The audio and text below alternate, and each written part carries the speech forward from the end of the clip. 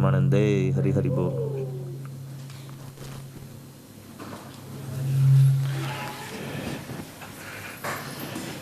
Can I borrow that? Thank you.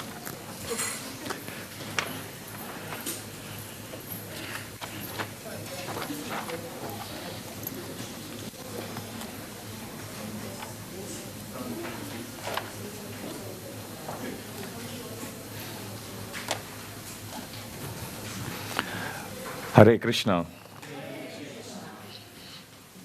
Let's offer our prayers to Srimad Bhagavad Gita. Om Namo Bhagavate Vasudevaya. Om Namo Bhagavate Vasudevaya. Om Namo Bhagavate Vasudevaya. Jagat Guru Srila Prabhupada ki. Hare Krishna. So as we agreed last week, we are going to recite the verses, but without looking at them. You can try. You can still keep the verses in front of you. Try to recite without looking at them.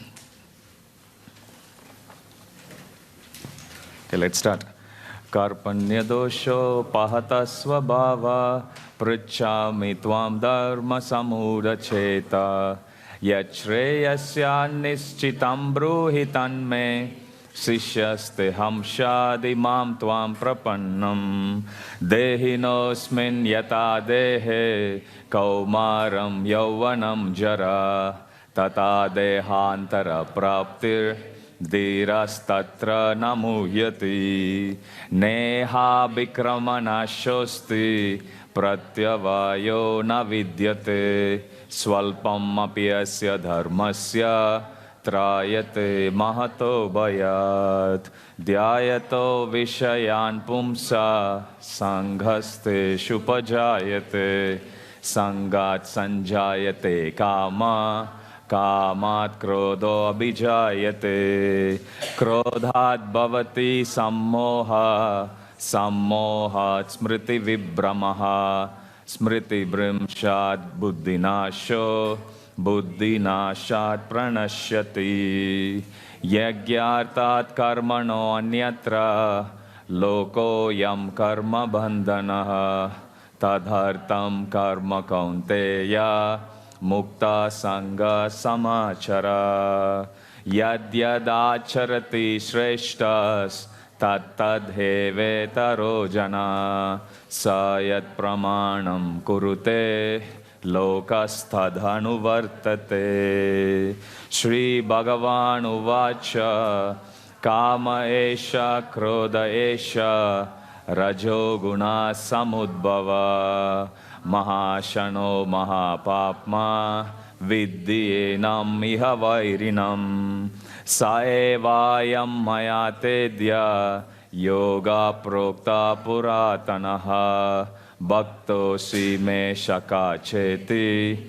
rahasyam hyetaduttamam Vidya vinaya shampanne brahmane gavihastini Shuni chaiva swapakecha pandita samadarshinaha Bhoktaram yagyatapasam sarvaloka maheshwaram Shuhridam sarva bhutanam Nyatva mam shantim richati Yoginam api sarvesham Madgate nantaratmanaha Shradhavan bhajate yo mam Same yukta tamo mataha And of all yogis, the one with great faith Who always abides in me Thinks of me within himself and renders transcendental loving service to me. He is the most intimately united with me in yoga and is the highest of all. That is my opinion. Hare Krishna, Krishna Krishna, Hare Hare, Hare Rama, Rama Rama, Hare Hare. Srimad Bhagavad Gita ki. Well done. I feel that the class got shifted slightly that way. Thank you.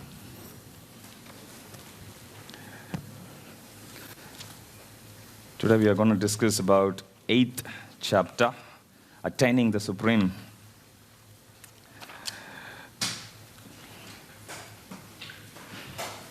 Last week we received the sad news of 3 of our members, relatives, they passed away.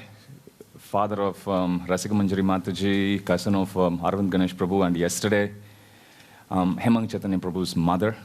So let's chant Hare Krishna Mahamantra 3 times. Krishna Dharma Prabhu's father also. And today we are going to read the auspicious chapter of Attaining the Supreme. Let's chant Hare Krishna Mahamantra. I was going to say 3. Let's do it 4 times. 1 for each one of the departed souls. Let's pray to Sri Sri Radha Gopinath that they keep them in their tight embraces for eternity. Hare Krishna, Krishna Krishna, Hare Hare, Hare Rama, Rama Rama, Hare Hare. Hare Krishna, Krishna Krishna, Hare Hare, Hare Rama, Rama Rama, Hare Hare. Hare Krishna, Krishna Krishna, Hare Hare, Hare Rama, Rama Rama, Hare Hare. Hare Krishna, Krishna Krishna, Hare Hare, Hare Rama, Rama Rama, Hare Hare. Hare Krishna.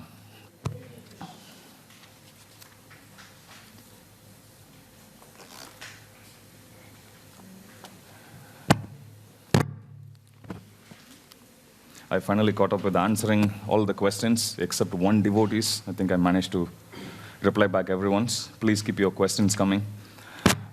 I had a couple of interesting questions sent to me. I thought it will benefit everyone, so I'll share today. One devotee in Mayapur TV asked me, attaining the Supreme. Is there any difference between attending the scripture study course in... Is there any difference between attending the scripture study course in Mayapur TV versus coming to the temple and attending in person? I replied by saying, I'll check with the devotees and get back. What should I answer them? How many of you think there is some difference between both? Wow, that's an overwhelming majority. Kate, what do you think is the reason? Question is there any difference between attending scripture study course and, for that matter, doing any devotional activity in temple versus doing in home or staying connected to Mayapur TV? Association with devotees, saying the deities. Thank you so much. I think it's just you can ask a question whereas you can't when you're watching it. Yeah. And there's that added bonus that if you're not sure you can ask a question. Yeah. So you can ask your questions then and there. You can interrupt. The scene here, that's not possible. Yes. So much diversion in the home.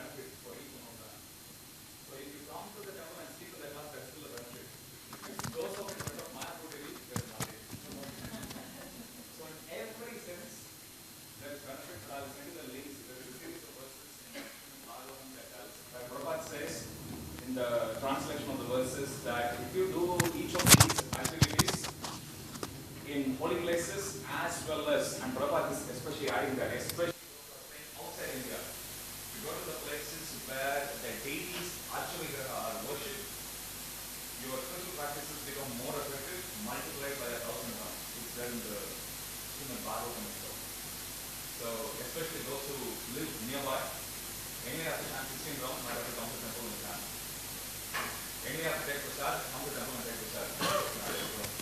So, as much as possible, create these opportunities. Give yourself an excuse, whatever to come to temple. Okay, so that's one thing.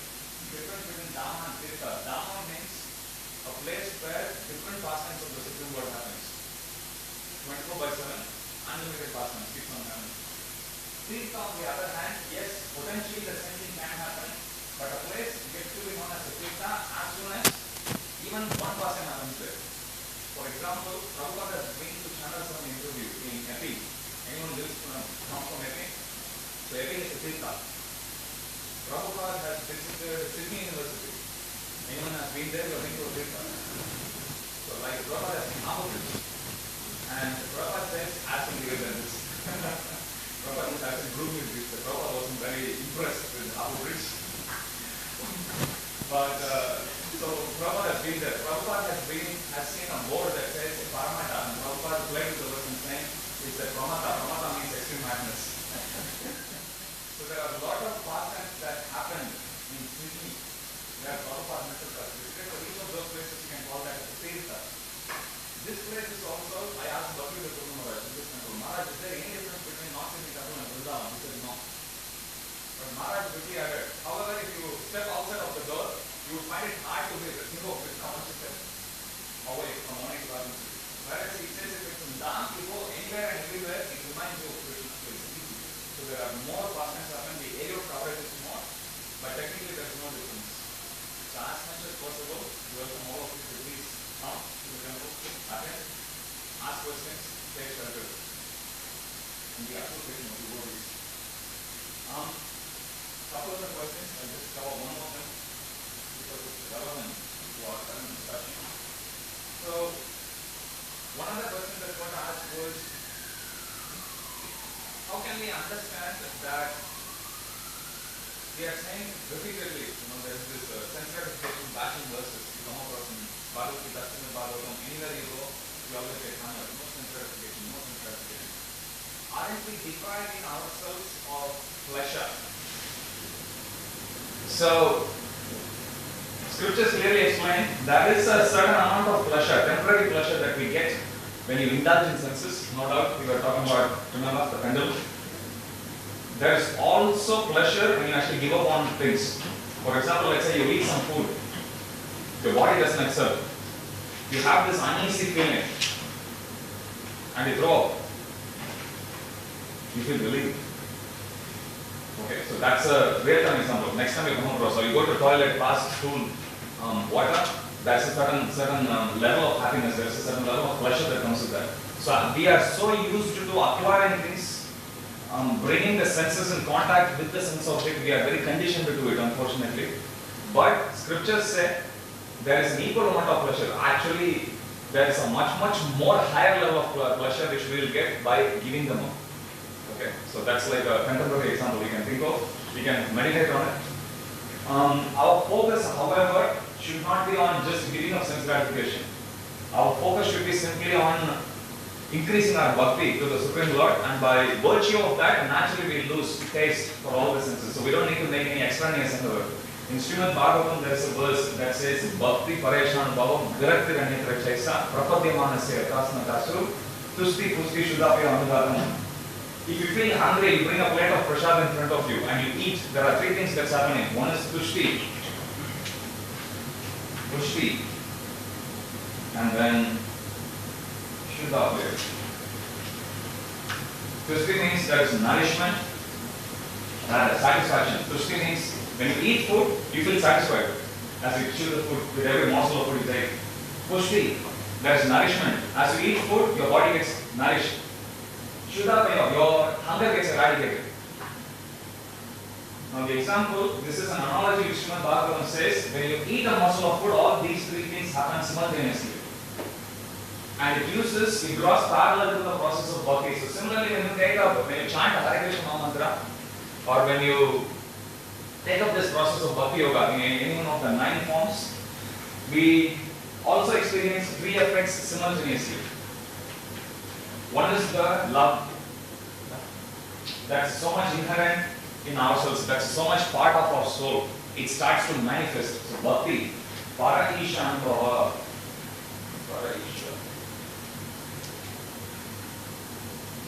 The feeling that there is someone supreme. The feeling, Paraisha means Supreme Lord. Para means Supreme, Isha is controller. Anubhava means experience. We will start to experience, we will start to appreciate presence of something, at least some high level of power. We may not know that the Supreme Lord, we may not know much about who is actually bringing about all of this change in us, but there is that inexplicable change, inexplicable experience that we all go through. Bhakti, Paraisha, Anubhava. Now this is the point. Third is Virakti. Virakti means detachment. So we don't need to make any extraneous efforts. Simply when we chant, we sign up for the drill. We go through all the drill. Oops, it's too late. We can't pick and choose. So when we do, and we all have experience in this, like when I started practicing Krishna consciousness, when I started chanting 1 round, I thought I can chant only 1 round. I can never before coffee. I was 100% sure. And I made a plan for my life. How many of you had that experience? That you can choose. Anyone?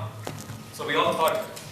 But then as we endeavor, we all experienced at some point of time, naturally things which used to appeal to us no longer made much sense to us. Priorities changed completely. Things that used to make so much sense, so much attraction, that we used to cause so much attraction, we were happy just living without it. So same way, just like how you eat food, we get these 3 effects, and similarly when we practice Bhakti Yoga, we get these 3 effects also. So we don't need to make any extraneous endeavor to give up sense gratification. It's a byproduct. In fact, that's not our focus at all. That's our focus. Sorry, what did that last word of the Govinda mean again? Eradication of hunger. Can we at least turn this that way? Yeah. There's someone watching. In my book, yeah, they can't hear. Even back home, I asked people to watch. So. Okay, I'm sorry, he's working on it. Okay, so today's chapter started, or rather starts with Yoga Mishra Bhakta. If you remember in last chapter, we saw a few things. Krishna walked us through the 6-stage process of Bhakti, and then we saw how by understanding, by hearing about Krishna, we come to know about Krishna, we come to know about his material and spiritual energies. We saw that, we saw how by taking shelter of Krishna we can overcome the 3 modes of material nature. We also saw 4 types of people who surrender to Krishna, 4 types of people who don't surrender to Krishna. We saw demigod worshippers, impersonalists, and then towards the end Krishna spoke about bewilderment and how by taking his shelter we can go back to the spiritual world. However, the last 2 verses Krishna introduced a special category of people who worship him, who accept his supremacy. However, they have an hidden agenda. Hidden agenda is they worship Krishna only for liberation. And such category of yogis, they are called Yoga Mishra Bhaktas. Mishra means mixed. So yoga mixed with bhakti or Yoga Mishra Bhakta. So all they desire is just liberation. They don't want sense gratification. And they accept Krishna as the Supreme Lord. Now, how do bhaktas differ in this? We accept Krishna as the Supreme Lord. Obviously, we don't pursue sense gratification. We don't desire anything. Okay, so that's where they differ. However, that's why it's still mixed. That's why it's called a mixed devotion. So generally, if you see the transition in 6th. Sorry, what's the difference? Is that they want liberation and they don't want liberation. We worship Krishna to please him. Everything ends there. They worship Krishna because they desire liberation. So if you see the transition, let's say we have Hatha Yoga or Ashtanga Yoga here. We saw in 6th chapter. And then some chapters spoke about Bhakti Yoga. let's assume this, let's say the 50 percentage point, which means that is the transition. If somebody moves from here to here, hypothetically, in a linear fashion, so until this point, he will still have, as we said, jnanis, they have two different aspects also. There is jnana and there is bhakti also, to a varying degree. So here is like 100% Ashtanga Yogi and here it's 100% Bhakti Yogi. So in between, there is this range of people. Those usually Ashtanga Yogis, when they start here, and as they progress in their path, they usually go towards the 50%. But once they cross that 50, wherein the Bhakti aspect of their practice increases than the Ashtanga Yoga aspect, they are called as Yoga Bhaktas. They are still not Bhakti Yogis yet. They are still doing yoga. However, their Bhakti, it's not a 50-50. Bhakti aspect becomes greater than 50%. Until we come to the 50%, they are still called as Hatha Yogis or Ashtanga Yogis only. Okay, so this is Yoga Bhakta, and this chapter is about them. Krishna will talk about three things in this chapter and we'll compare and contrast. If we understand this, we understand the entire chapter. So please focus. There are a lot of terms that are used. That's how this chapter starts.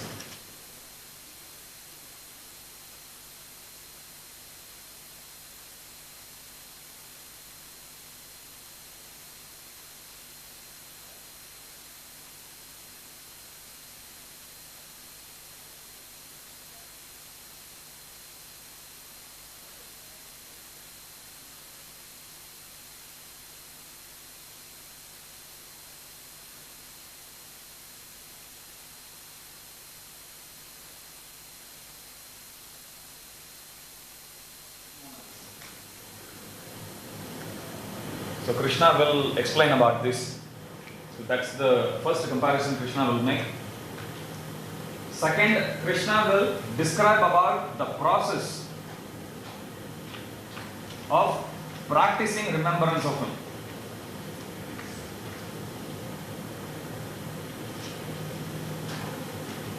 Remembrance of Krishna in Bhakti Yoga versus Yoga Bhakti. That's the second comparison he will do. So these 28 verses, you can put in one of these three categories. And the third one is the actual execution of remembering Krishna at the time of death.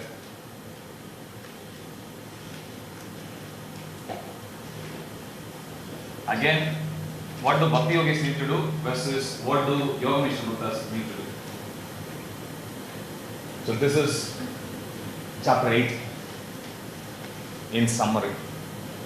Okay, so this entire chapter of 28 verses, we can put in one of these three buckets. Krishna speaks about what is the result of remembering him versus remembering anyone or anything else at the time of death. So Krishna speaks about those principles in the initial verses of Bhagavad Gita.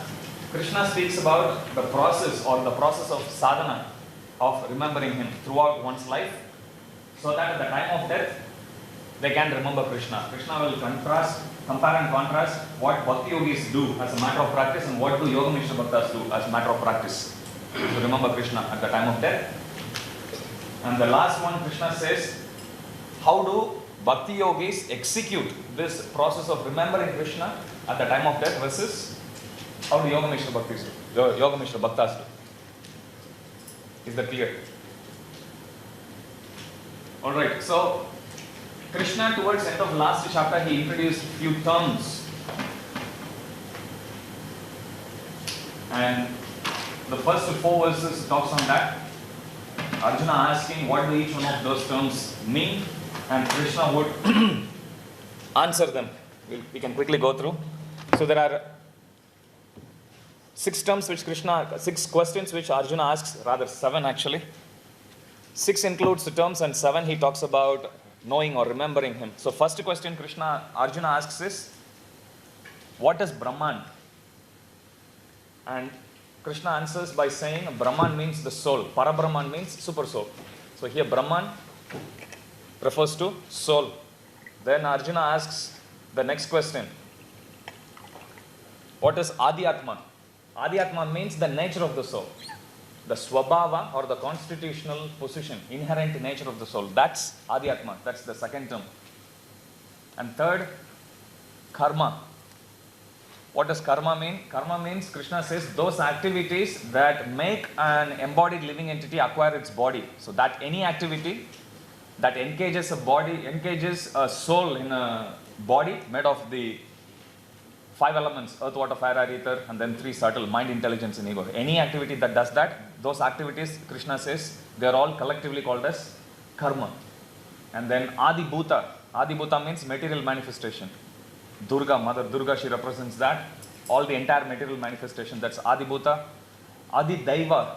Adi Daiva means above all the demigods, which means the Virat Rupa, the cosmic form of the Supreme Lord. So that's given as the definition for Adi Deva. And then the next verse, Krishna speaks about Adi Yagya. Adi Yagya means Paramatma. Krishna just gives a short definition without going too much into detail of each one of that.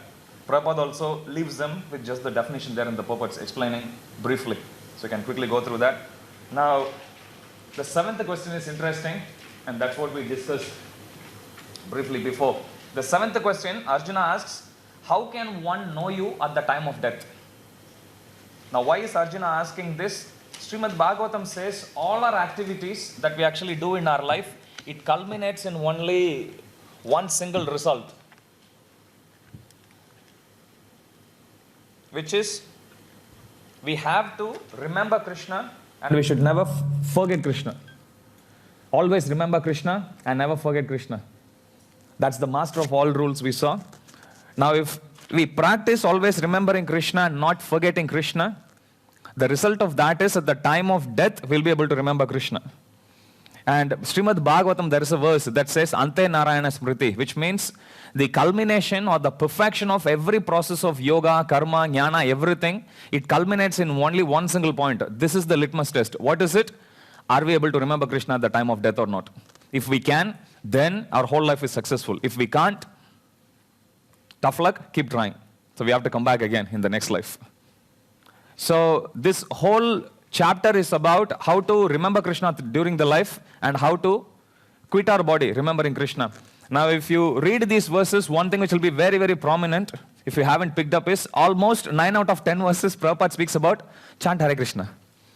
Especially in this chapter, almost each and every verse, Prabhupada will first explain about Yoga Mishra Bhakti, what process they need to do, they need to sit down, they need to meditate, they need to take the life here to the Agya Chakra and everything. And Prabhupada said, by the way, this is very difficult in this day and age, so simply by chanting Hare Krishna, you can go back to Godhead.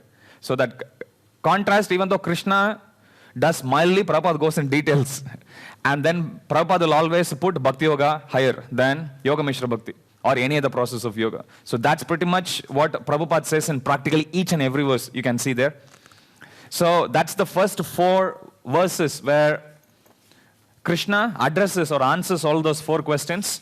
Let's move to the next section, which is very interesting. Just 5 to 8. So Krishna in 5th verse, he says, whoever remembers me at the time of death will come to me. So Krishna says, what is the effect of, this is the principle, or the Paribhashya Shudra in one sense we can say. This is the one verse around which every other verse is actually weaved around in this particular chapter. And what is it? Remembering Krishna at the time of death. If one remembers Krishna at the time of death, he goes back to him. And then Krishna in the next verse, he speaks about generic principle, which is whatever one remembers at the time of death, he attains that nature when he quits the body. If Krishna says, if you remember me, you will come to me. If you remember a dog, you become a dog. You remember a cat, you become a cat. I was once telling this, one kid asked, so if I remember Krishna, can I become Krishna? You can't become Krishna. If you remember Krishna, you can go back to the spiritual world. You can go and live with Krishna in Goloka Vrindavan. And Prabhupada explains in the purports that Krishna briefly touches on Goloka Vrindavan, the nature of the planet, what happens there and everything. But Prabhupada says, whoever wants to know more, they can read the verses of Brahma Samhita. Samhita generally means understandings. So Brahma Samhita means understanding of Brahma. You see Garga Samhita, that's his understanding, like his realization. Okay, so Vedic scriptures, we have Puranas, we have Idikasas, we have Smriti Shastras, Shruti Shastras, so on and so forth, Vedas, everything. Samhitas is also one such category, one such form of Vedic scriptures. And Samhitas generally means the understanding or realization. Let's say we sit in a class, we understand, we take notes, so that's our understanding. So same way, Lord Brahma also went there to Golok Vrindavan, sees everything, gets the vision, and then he records his understanding. And that's what is called as Brahma Samhita. So this chapter, Krishna speaks, or rather this section, Krishna speaks about remembering him. Now, almost immediately, Krishna says, or rather Prabhupada says, simply by chanting Hare Krishna Mahamantra, one can at once go back to the spiritual world. One can at once, consciousness-wise, one can at once go back, connect himself to the spiritual world.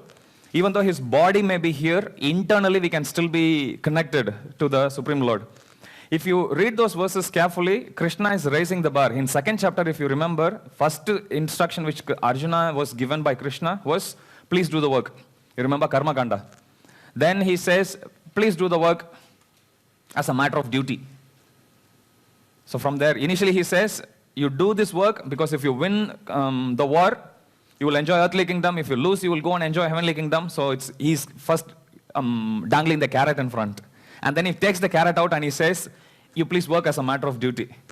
Then Arjuna says, all right. And then slowly in third chapter, if you see, Krishna says, you please do your duty and then remember me. Now in this chapter, if you see, Krishna says, first you remember me and then you do the duty. So Krishna is slowly, if you see, he's bringing the focus towards himself. The purpose of Bhagavad Gita is simply to take our attention towards Krishna. Okay, so carefully if you see the mood, you can clearly see. It started from Karma Kanda, if you remember the yoga ladder, wherein Krishna was starting, at least to do the work so you will gain something. And from there he says, do it as a matter of duty. And there he pulled it further and he says, like, do it as a matter of duty and try to remember me, like that. Now in this chapter you will see, Tasmat Sarveshu Kaleshu. So what you do is, first you think of me and then you fight. So he's putting priority of remembering Krishna much, much more ahead of even us having to do our duty. Usually we think, what does it mean remembering Krishna when we do our work? We get asked these questions also. Are we supposed to do remembering or are we supposed to work? Tell us one thing. Don't confuse us with your ambiguous statements. Arjuna asked, we also gets asked, we also get this doubt also. What does it mean remembering Krishna as we do? There in Puranas there is a story. We can draw parallel from that story. First I'll tell the story and then we can see how we can implement that. There is a sage by name Pipalayana. He goes to heavenly kingdom once and as he walks into the assembly along with Narada Muni and the entourage of other sages, there is a dance performance that goes on. And Gandharvas, they are known for their musical performances. So there were two Gandharvas that were dancing, lead dancers, and there were so many other like a wall surrounding a flower. So similarly, there were like a whole range of different level of dances that were dancing around them. So when they were dancing, Pipalayana walks in, dance performance continues to go, everyone bows down, but those who are dancing, they never stop, they continue to dance. Because for them, whoever they perform, they are seated there, the demigods, so they are just focused on pleasing them and they continue to dance. But when Pipalayana comes and sees, he's a rishi, when he sees them not stopping the dance performance, he immediately curses the lead dancers. If I tell you the name, it may ring a bell. One of their dancers' name is Who? Who is Who? The crocodile. Last week we saw in Gajendra's pastime, Who gets cursed to become a crocodile. Ha gets cursed to become a tiger. So if you read, you take that as an exercise. Find out the history of Bahula 1. It's one of the 12 forests in Vrindavan. Find out how it got the name Bahula. Okay, so that story is linked to this particular. Some versions say it's Ha here and Who here, but one of them. Okay, now Pipalayana, when he comes in, he curses them, saying, you don't know how to respect the sages, you don't know how to respect the holy people, so we curse you to take lower birth. Interestingly, both of them then make a very unusual request to Pipalayana. They tell to Pipalayana, now you are a sage, you are a Trikalgya, so they tell to Pipalayana, go internally, deep inside you, and rewind what happened subtly.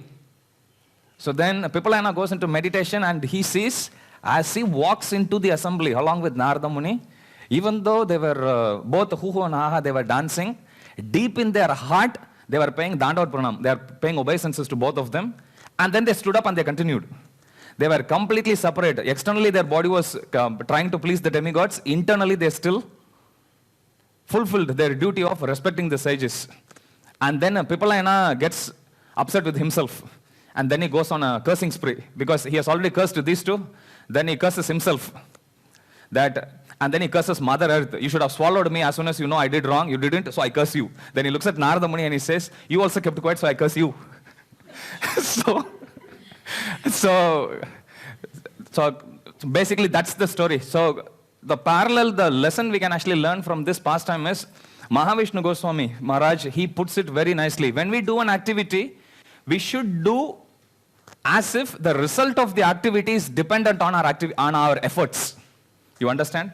In other words, we should act as if we are atheists, that everything is dependent on, the results is going to be 100% determined based on my efforts. That way, we won't slack, otherwise we tend to relax.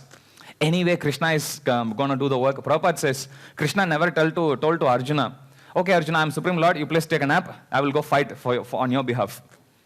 From our side, we should give our 100% thinking that everything is actually dependent on my efforts. So Maharaj puts it that way.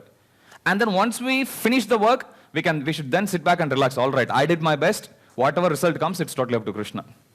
So Maharaj says that way we can balance. Otherwise, what does it mean thinking of Krishna? It doesn't mean we should stop doing what we are doing and then just to think of Krishna. That's not how it is.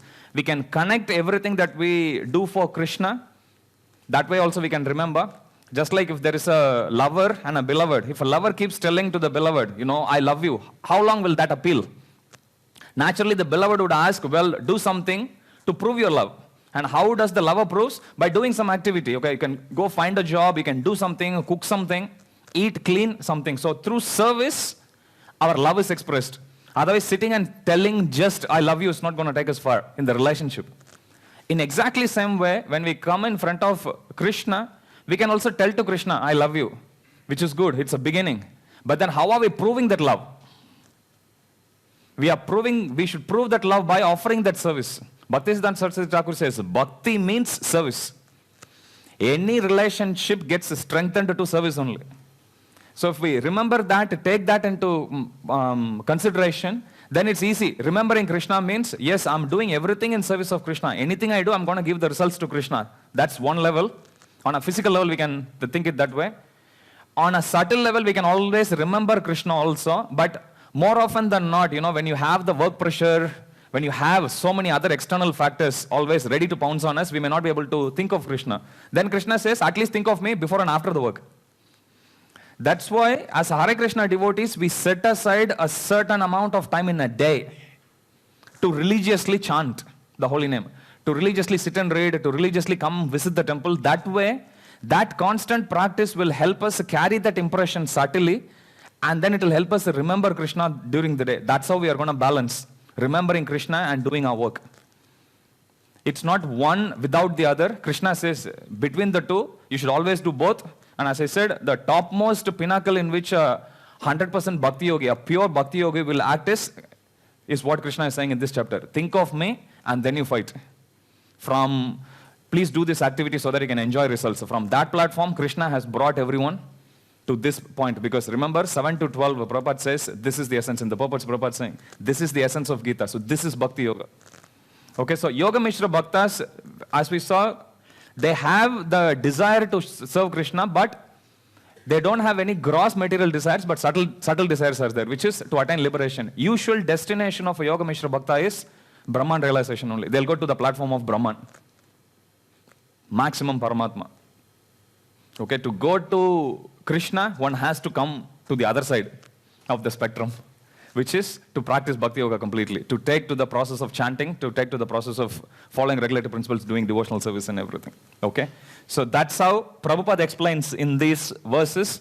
Verse 9 to 13, he talks about the strenuous process of Yoga Mishra Bhakta, which he goes through usually. So if you see here, one should meditate upon the Supreme Person as one who knows. So first is, you can say there are a lot of parallels between Hatha Yoga and Yoga Mishra Bhakta. Hatha Yoga system and the process which a Yoga Mishra Bhakta follows. So he also has to sit erect, he also has to take his life slowly. There are Satchakra Yoga, Prabhupada explains about that. There are 6 chakras in our body. Whoever who has that knowledge, you will see. So there is Agnya Chakra. There is a small tiny hole at the top here. It's interesting. If you read the pastime of Krishna killing Aghasura,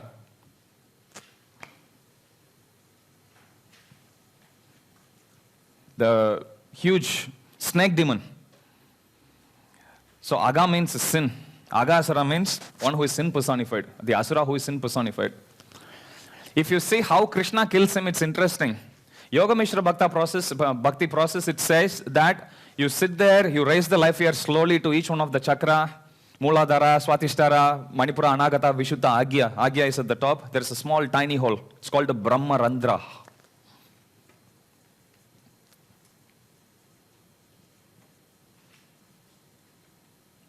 So that's the tiny hole on top of our crown. All of us have very, very tiny. That's just an aperture small enough for the soul to go. So that's Brahmarandra. When the soul goes through that exit, then it goes to higher destination. So if you see how Krishna kills Aghasura, he forces him to attain that perfection. Krishna goes and chokes him. Forces his soul, no other way to go but to go through this way. So if you read the pastime carefully, you will see Krishna goes in and he feels there is a hot molten liquid that gets stuck in his throat, and then he suffocates, and then his soul has no other way but to go through Brahmarandra.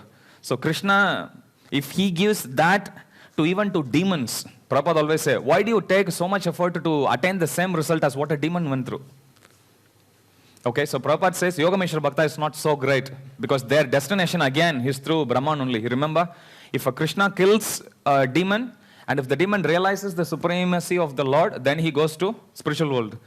Then if not, obviously he'll go to Brahman realization only, maximum. So Yoga Mishra Bhakta, usually he ends up going to Brahman platform only. And we saw once anybody goes to Brahman, he can't really stay there for long and then he'll come down again. So this chapter talks about it, but these verses 9 to 13, it talks about the processes which Yoga Mishra Bhakta, he goes through. Now, 14 to 16, Krishna talks about pure devotional service. So in 14, you can actually see Krishna talks about Ananya Cheta. Ananya means undivided. For one who always, this is 14th verse, for one who always remembers me without deviation, I'm easy to obtain. O son of Pritha, because of his constant engagement in devotional service. This is the only place where Krishna will say Bhakti Yoga is easy, Sulabha, in the entire Gita. Usually when Krishna compares Bhakti Yoga with any other process, he would say it's very fast. So here Krishna explicitly he says, Tasyaham Sulabha Partha. Sulabha means it's very, very easy. So simply by remembering me, how do you remember? If you read the purport, Prabhupada says simply chanting. Now we may think, I'm chanting, but I'm not remembering Krishna that much. It's like, it's one of those things we'll realize in its absence. Usually they say we don't appreciate the value of something until we lose it. Okay? We usually don't worry about even water. But when we are thirsty, that's when it becomes valuable. Try stopping taking water. That's when your mind always thinks about water all the time. Right? So, same way, when we are chanting Krishna all the time, we may not actually realize how much we miss Krishna, how much we are attached to Krishna. We don't. I think I said this in the first class. Kadamkana Maharaj once said to his disciple, try stopping Hare Krishna. Try stop chanting Hare Krishna. If we can't, we'll feel more suffocated than the difficulty we go through in chanting Hare Krishna, actually. Because even without knowing, we are all developed that attachment. Slowly, slowly, slowly, it comes to a point wherein we can't live without Krishna. If you see, I don't know if you have done chemistry experiments. In chemistry, they have a burette, they mix two liquids together. The two keeps on mixing, you won't see the color change in the bottom. And at one tip of point, a threshold point, the color drastically changes from colorless to a colored liquid. Now we may think it's only the last drop that mattered, that changed the color. No, it's every single drop that had actually gone until that point. But we don't see it. The result is not as tangible as it could have been. But same way in the process of bhakti also. Through Prabhupada once, he was asked, how can we know we are progressing in bhakti? Prabhupada quotes exactly same verse and says, when we are realizing we are getting detached from enjoying senses, Prabhupada says that's a good indicator. How much we are attached to Krishna, Prabhupada says, we may not be able to directly decipher it, but we can indirectly infer by understanding how much we have become detached to things which we used to be attached to at some point of time. So that's a good indicator. That's a good KPI for us to understand whether we are really progressing in our spiritual life. So this section till 16, Krishna talks about direct devotional service. So in 15, if you see Mamupetya Punarjanma, so Krishna speaks about, after attaining me, the great souls who are yogis in devotion never return to this temporary world, which is full of miseries, because they have attained the highest perfection. Now, 15th verse again is a seed verse. Krishna talks about two things here in this verse. One is the material world and the other is the spiritual world. Mam upetya. The first two words, Mam upetya, refers to spiritual world. Mam upetya punarjanma. Dukalem ashashvatam. Dukalem ashashvatam refers to material world. So now Krishna will elaborate on these two words, Mam upetya and Dukalem ashashvatam. If you carefully read the verses from 16 to 19, Krishna will speak about material world. So from 8:15, Krishna says Mam upetya. And then Dukalayam ashashvatam. Dukalayam.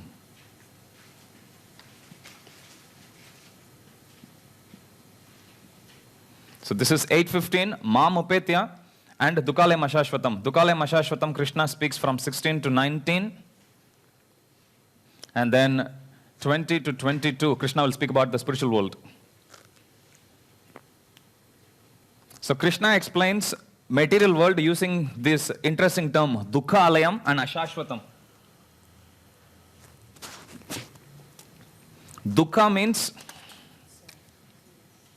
sadness. Alayam means it's an abode. Okay, abode of material misery. That's material world. That's Dukalayam. Ashashvatam. Shashvat means permanent. Ashashvat means temporary. So these are the two main attributes of material world. One is it's miserable. And second is it's temporary. Now in this material world there are 14 planets, 14 planetary system. So we have 20 to 22 and we have 16 to 19. Let's discuss about material world.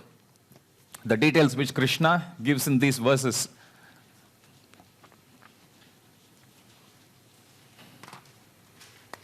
So let's take 16 to 19. So that's material world. It's a very interesting topic. We'll discuss in detail when we go to 5th canto. So this is a universe. Where is Mahavishnu picture? Here. So from the body of Mahavishnu, you have each one of these universes coming out of each one of his pores. This is one such bubble that comes out of his body. There are 14 planetary systems here. Ours is 7th, above Bhur, Bhuva, Mahar, Janas, Tapas, Satya. Below Atala, Vitala, Sutala, Rasatala, Mahatala, Rasatala, Patala. So there are 14 planetary systems altogether. Now, Prabhupada explains in detail, Krishna also says, from the topmost planetary system, A Brahma Bhuvana Loka Punaravartina Arjuna, from the topmost planetary system to the bottom, every place, 4 things are common. What is it? Birth, death, old age and disease. So every place falls under the same category. It's Dukalayam and it's Ashashvatam. There is anxiety. It's not like Brahma was sitting peaceful. Brahma always, if you read his pastimes in the Puranas, you will see how much he was put in anxiety by different personalities. So Brahma also has to go through this. Same way, if somebody goes to Patala Loka, the lowermost or the bottommost planetary system, the persons living there, they also go through this. Now, Srimad Bhagavatam explains in detail, again as I said, we'll be discussing that in 5th canto, but I'll just briefly touch on this. So of this 14 planetary systems, Prabhupada gives the entire duration of Brahma's life. Basically, if you take, okay, to cut the long story short, Brahma lives for 311 trillion and 40 billion.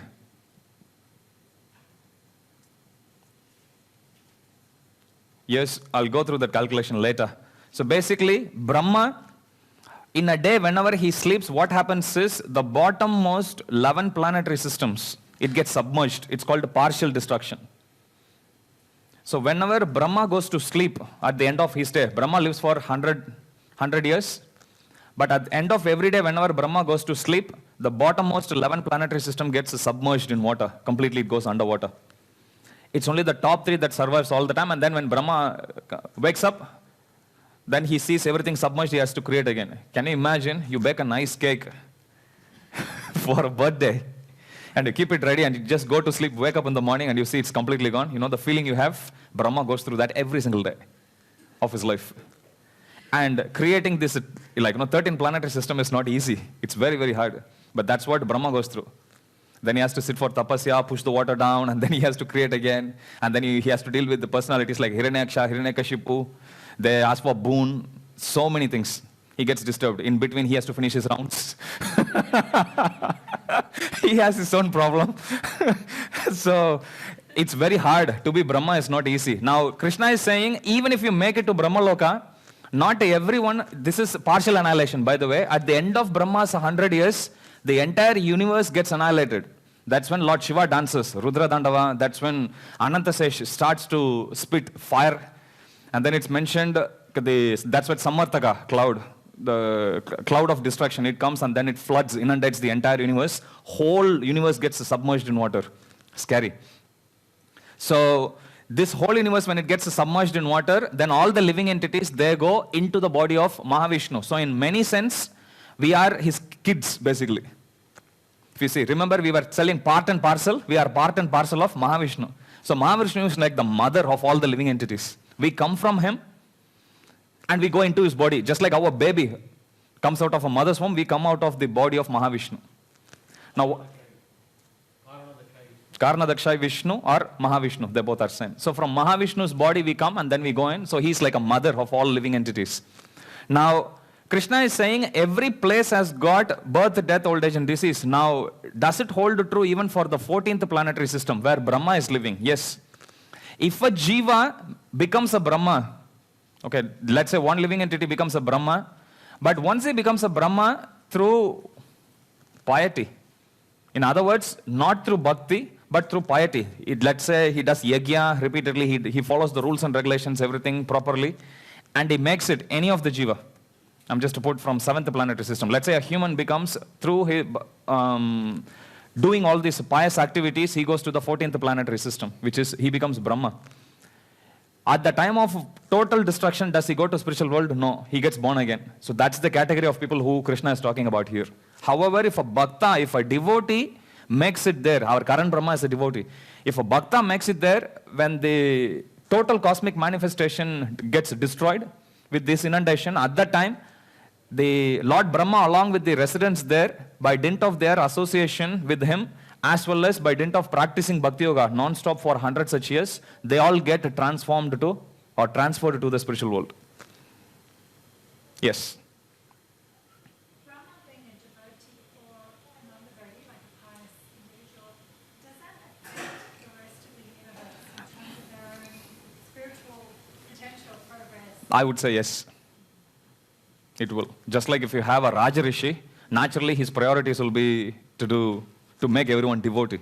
Our Brahma came down as Haridas Thakur. So not every Brahma is Haridas Thakur.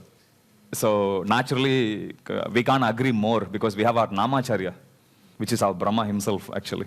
So yes, he takes some special care and interest to make sure everyone becomes a devotee. And same cannot be said for any other Brahma. Like there are different Brahmas with multiple heads and everything. Mahavishnu was reincarnated as Advaitacharya. Why did he, so why are we putting more credence on worshipping him because he's Mahavishnu? Okay, can I take that question towards the end? Slightly, it will be digressing otherwise. A nice question. I'll ask you again. Yes?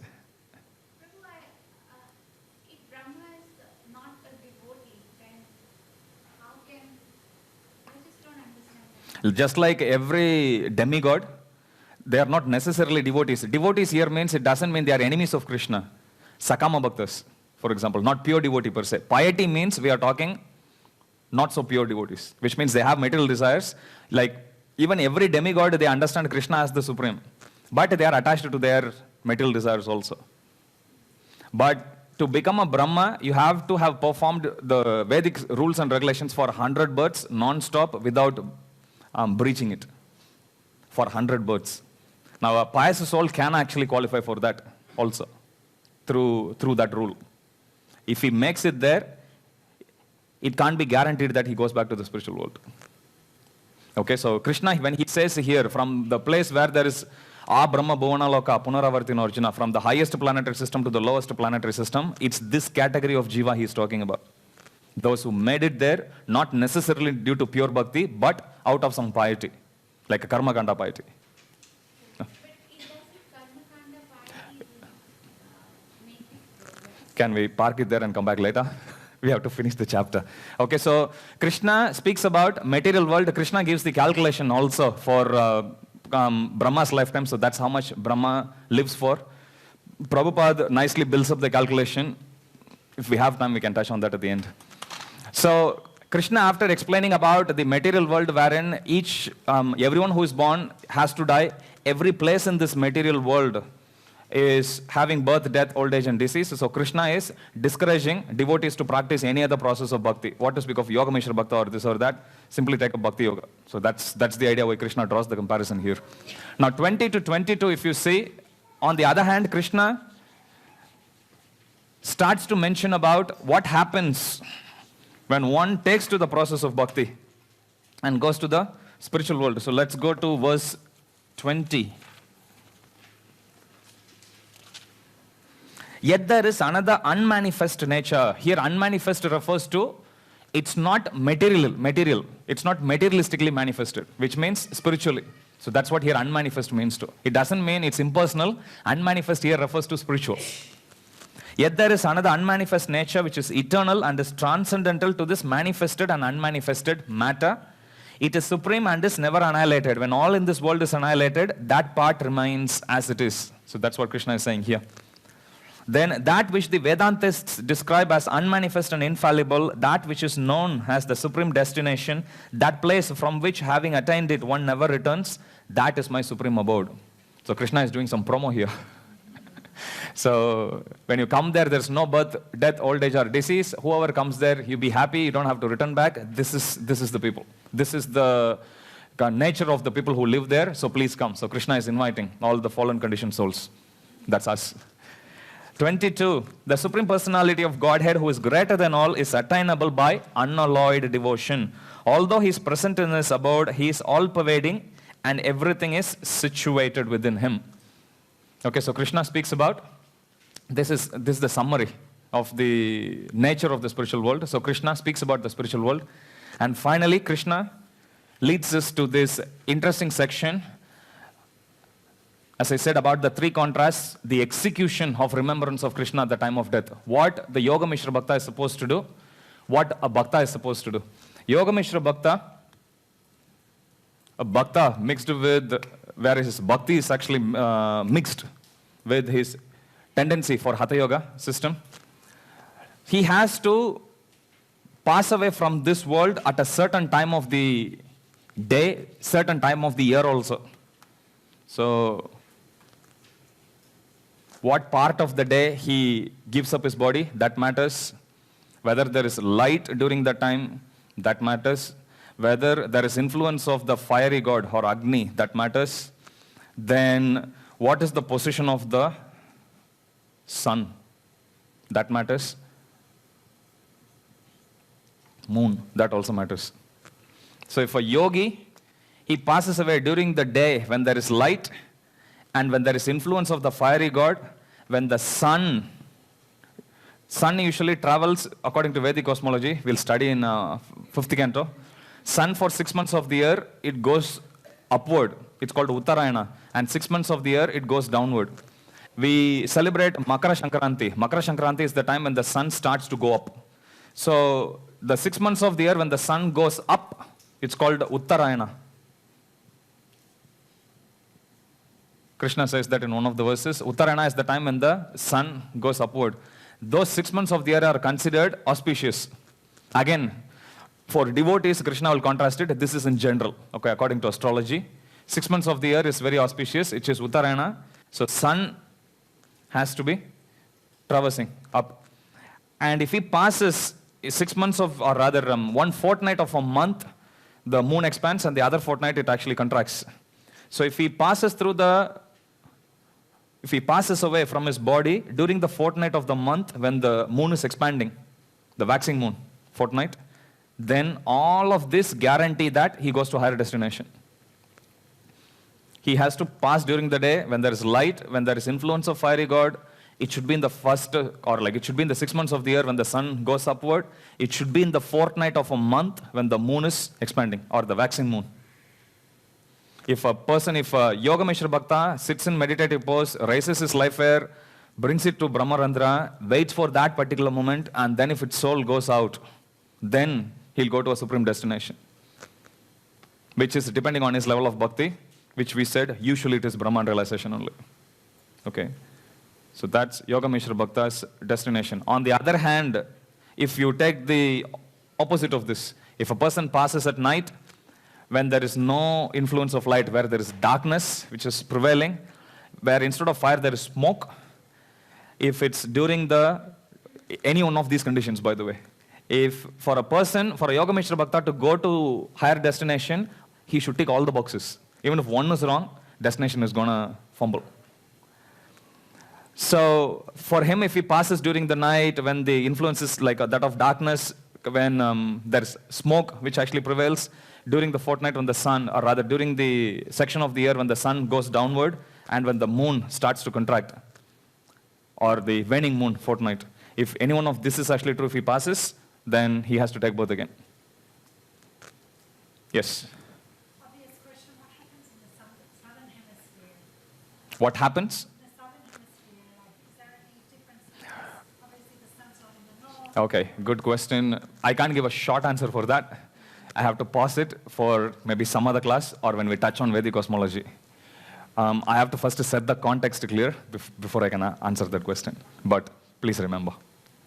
Okay, so Krishna, after telling all this, this is how strenuous the process is for Yoga Mishra Bhakta, somebody who started from Ashtanga Yoga, who acquired Bhakti, but he still have holding to that desire to get liberated, who still hasn't acquired that pure Bhakti. This is his destination, and this is the condition he has to actually go through. And he has to tick all the boxes for each of these attributes. Only that will guarantee higher destination for him. Now, Krishna contrasts this to Bhaktas towards the end of this chapter, saying, on the other hand, for devotees, they don't need to go through any one of this. None of this is required. As long as they chant Hare Krishna during the day, during the whole life, at the end of life also they'll keep chanting, they'll go to the spiritual world. Krishna says, so compared to this strenuous process of Yoga Mishra Bhakta, or Yoga Mishra Bhakti, Bhakti Yogi, on the other hand, an Ananya Bhakti follower, or one who is following an undivided devotional service process, he is guaranteed to go back to spiritual world, irrespective of whether he passes at night, day, fire, smoke, none of this matters. Krishna himself guarantees here. And Krishna says, this process is very, very easy. Even if someone fails in this process, he still is guaranteed success. In Ramayana, there is a story of Jatayu. Jatayu was a huge vulture bird. Now, Jatayu is known for fighting with Ravan when he was abducting Mother Sita.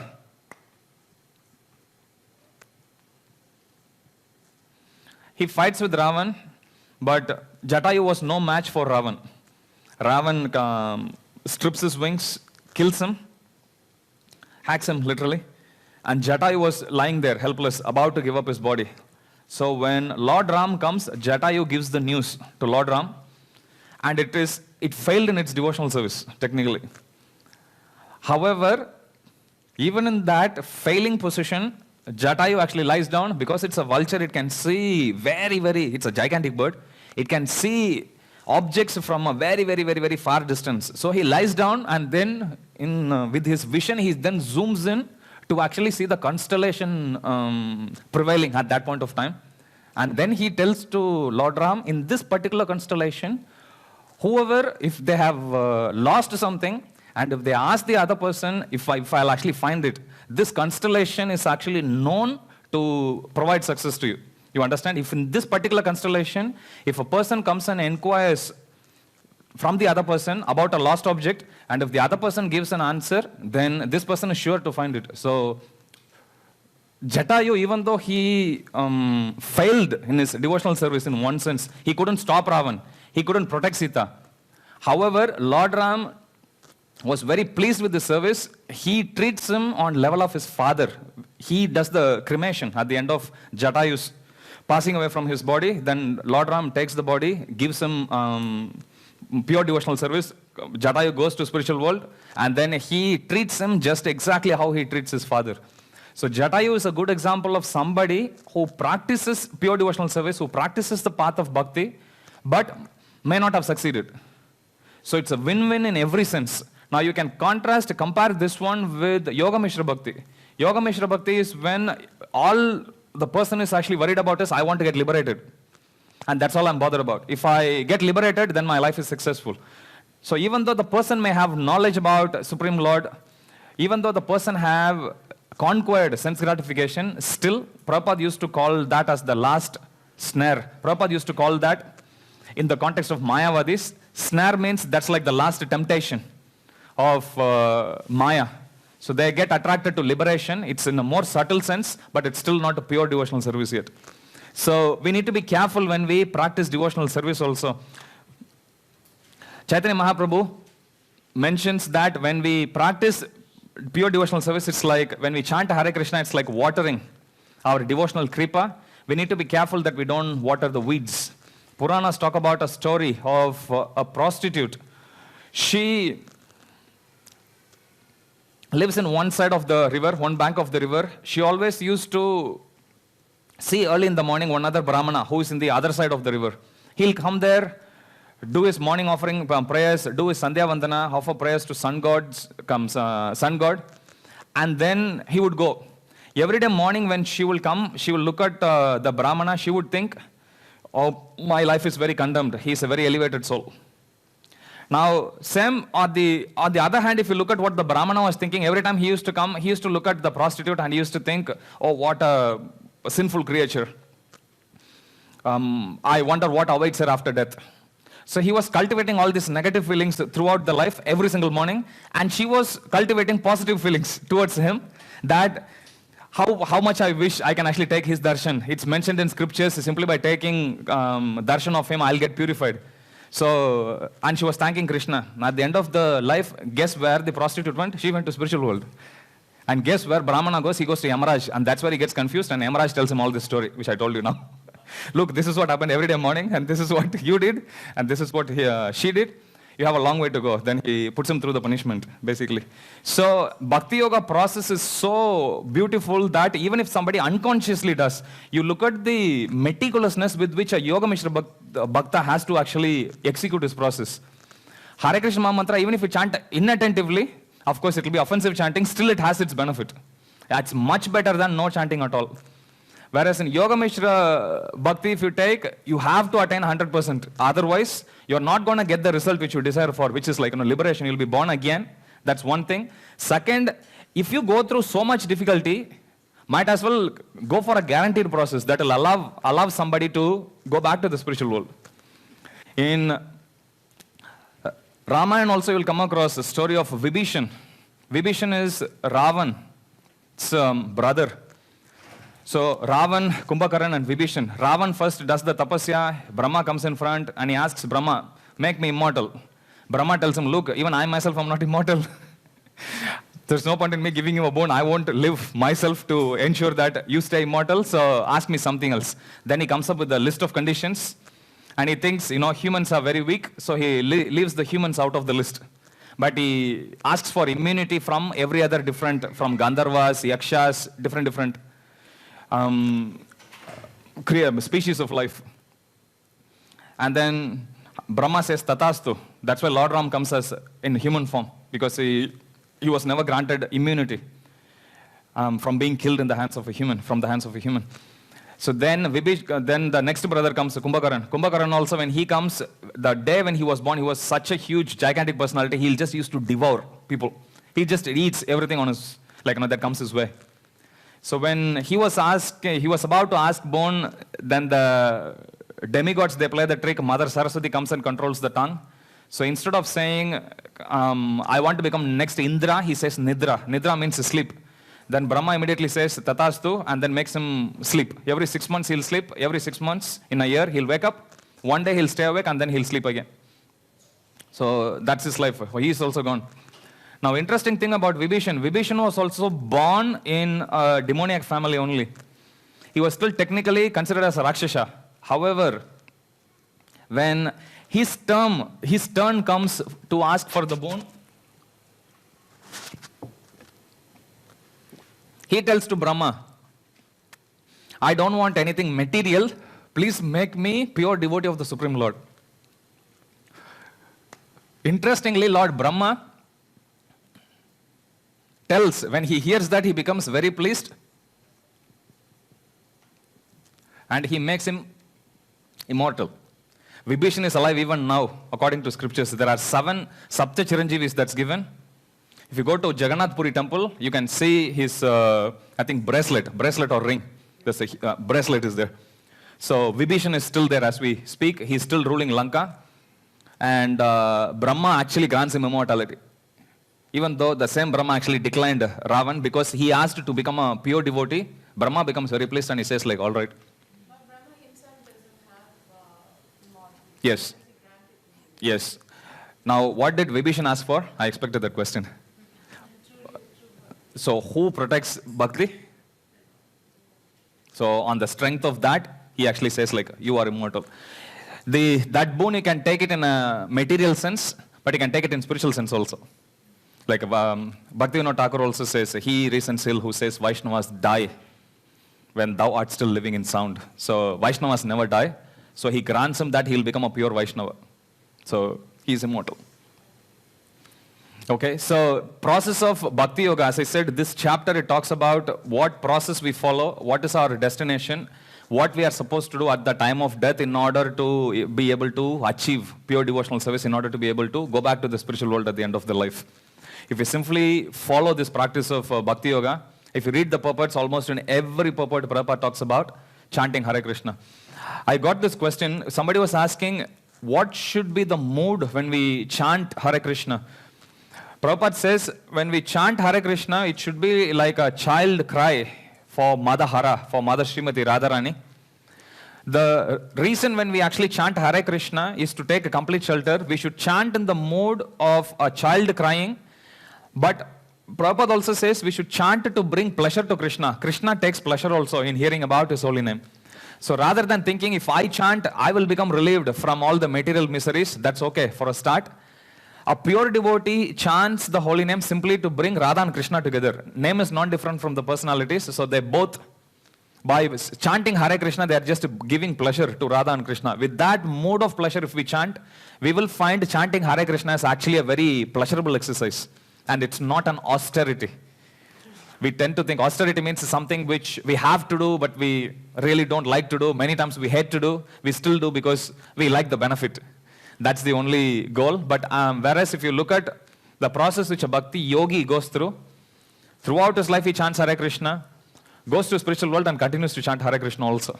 So there is no difference between the sadhana and siddha. Sadhana means the practice and siddha or siddhi means the perfection.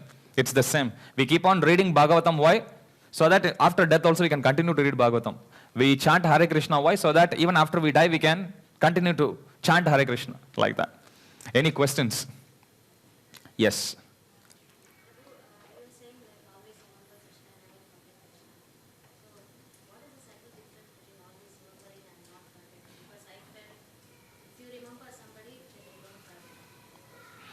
In Vedic scriptures, usually if the same thing is said repeatedly, it means it's important. That's one way. Always remember Krishna and never forget Krishna. I asked the same question. I received an interesting answer when I was doing Bhakti Shastra in Mayapur. So here, always remember Krishna refers to chanting Hare Krishna. In other words,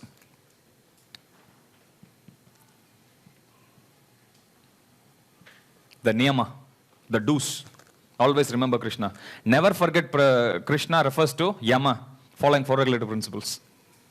So by not breaking any of the 4 regulative principles, you are not forgetting him. By chanting Hare Krishna, you are remembering him.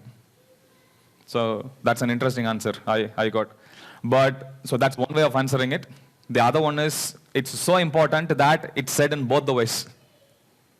It's saying, like, if you call somebody, you are the most beautiful person in the world, and there's no one else as beautiful as you. It's like that. Okay? Yes, Prabhu. It's like, okay, never forget Krishna comes under don'ts. Don't forget Krishna, like that.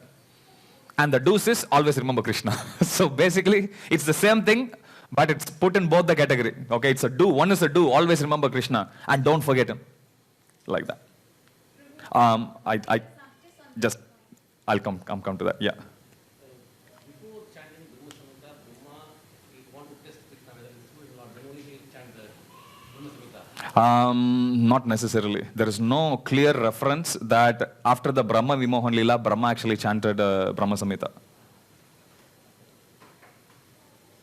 Yes, Mataji. Prabhu, someone had asked the same question to Bhakti Rasamrit Maharaj here, and his answer was always do things that will take you towards Krishna and don't do things that will take you away from Krishna. It was just a very simple answer. Yep. Yama Niyama. Good. Any other questions? Oh, yes. First, we'll give preference to devotees here. Yes. Are souls bound to the universe in which they're born? Not necessarily. Good question. His question is, you have a universe, if a soul is born here, let's say if the soul has to take birth again, will it be confined only to the same universe? No, it can be anywhere. I just have a question on that. So when a very Brahma is 100 years and Mahavishnu reclines all the souls, does that happen simultaneously in every universe? Correct. In every universe? Yes. So the way how it happens is, every time Mahavishnu inhales out, big things happen, Big Bang also happens. So everything gets created, different universes. And then when he inhales, everything else in one breath, he just takes everything inside. Every universe goes in at the same time. So then all Brahmas have the same lifespan? Yes, all Brahmas have the same lifespan of, the whole duration of this universe is the lifespan of Brahma. So even the million-headed Brahmas have the Same lifetime, exactly. And then when he starts to inhale in, everything goes in, completely in a disintegrated form, and then he starts again. So all these bubble planets have the same duration. Yes. Prabhupada translates yoga as devotional service. Then what is the meaning of Yoga Mishra Bhakti in this context? What is the confusion here? Translates yoga as devotional service, yes. Then what is the meaning of Yoga Mishra Bhakti in this context? I don't see any contradiction there. The word yoga, depending on the context, Prabhupada says even Brahman, Atma, has got, Prabhupada in the purport he actually writes, Atma can refer to body, mind, soul, sometimes senses also, Prabhupada is saying. So same way, yoga, depending on the context, we can actually connect it with different terms. When in the parlance of Bhakti Yoga, if we say, okay, so let us practice Krishna consciousness in the process of yoga, it means it refers to Bhakti Yoga. If the same yoga, if I use in terms of sitting for meditation, sitting the body erect, keeping the body erect and everything, then it refers to Ashtanga Yoga or Hatha Yoga.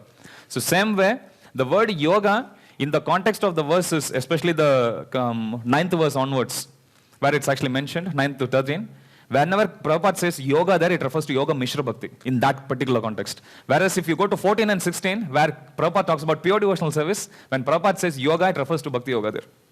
Okay? Just like how Atma refers in different contexts, Brahman also has multiple context meanings. So similarly, yoga also has got multiple contextual meaning. But yoga technically means connection. And all of them are yoga. There's Hatha Yoga, Karma Yoga, Jnana Yoga, everything.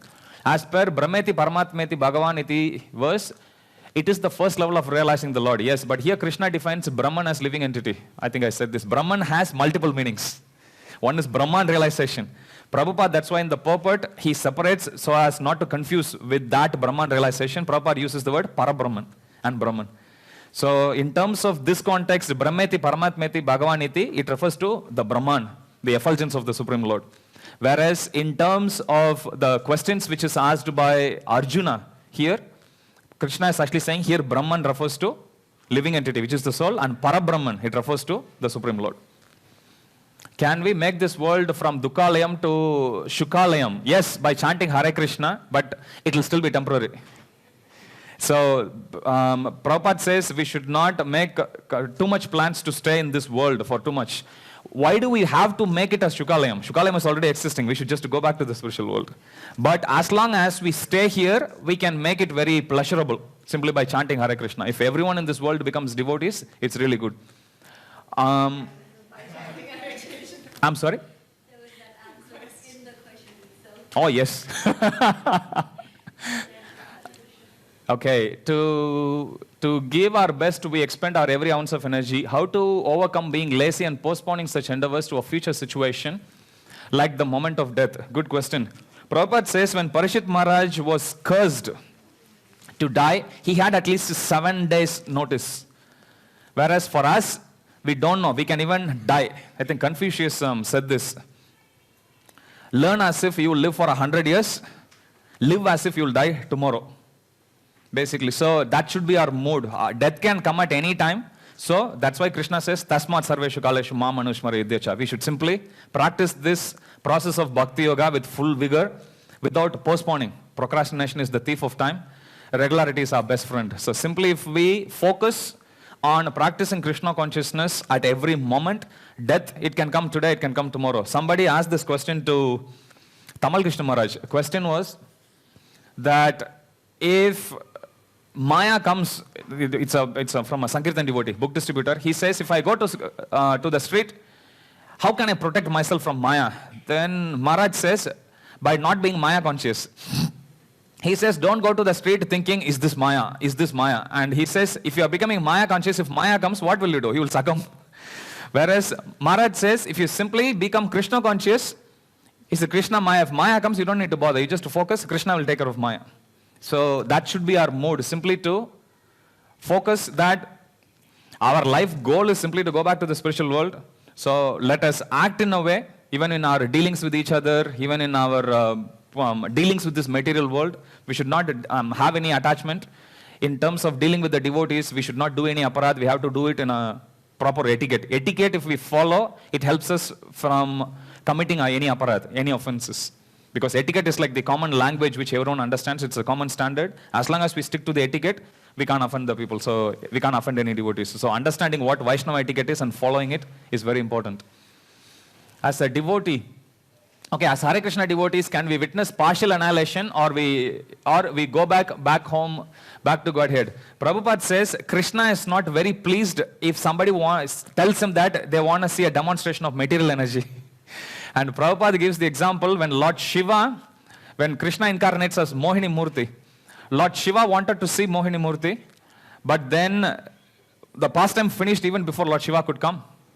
So when Shiva came, he went to Vishnu along with his wife, Parvati, Umadevi, and says, can I see a demo, please?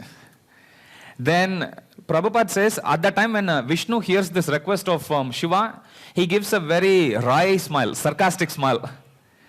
Meaning, are you sure? Can you handle it? And then immediately he sees a hand coming from behind a tree. He sees a ball being pushed against the ground. And then he sees, and then he forgets his wife and he keeps running. That's Mohini Murti. So Prabhupada, there in the purport, he actually says, Krishna is not very pleased when the devotees want to see a demonstration of material energy. Prabhupada says it's a dangerous place. So we should not desire to see the demonstration of partial annihilation. Now, there is an interesting I'm sorry, what? So, there is an interesting pastime in Srimad Bhagavatam about Markandeya Rishi. He had the desire. If you read that chapter, you would see he was granted immortality, but his every second was full of anxiety. Whole world inundated. Every form of 900,000 aquatic creatures ready to pounce on him in their hunger, and he had to live through that entire duration of cosmic annihilation. So, no, that's not the intelligent thing to do. As a devotee, why would they want to become Brahma? You mentioned that the current one is a devotee. Yes, they may not want to become Brahma, but Krishna puts them in that position as Brahma. Just like even among devotees, there are leaders, there is temple presidents. It's not like they desire, they are GBCs. But Krishna, as a matter of service, he gives them that position. Okay, last one, where Krishna says Supreme Abode is from where we never come back. We have also studied, we left and we will go back and continue. We left, yes, is it not contradictory? Somebody asked this question in one of the earlier classes. Krishna says it's always once burnt, twice shy. Once you come, yes, there's always the possibility for you to do that mistake. But yadgatva na nivartante. Once you go back from this material world, you will never come back. So it's not contradictory. Only the first time we do mistake. We read that devotees get better family next life even if they fail in this life to continue devotional service. Why was Vibhishan born in demon family? That's the whole point. Who said being born in a certain family is a prerequisite to practice bhakti? It's not. So that premise is wrong. Sorry? I'm sorry? Prahlad Maharaj. Is there any passing of Yoga Mishra Bhakta? Sorry, is there any? Kindly explain. Okay, example of Yoga Mishra Bhakta, you can see someone like, Bhishma Dev is a devotee, pure devotee. You can see someone like Shaubari Muni. He practiced yoga initially.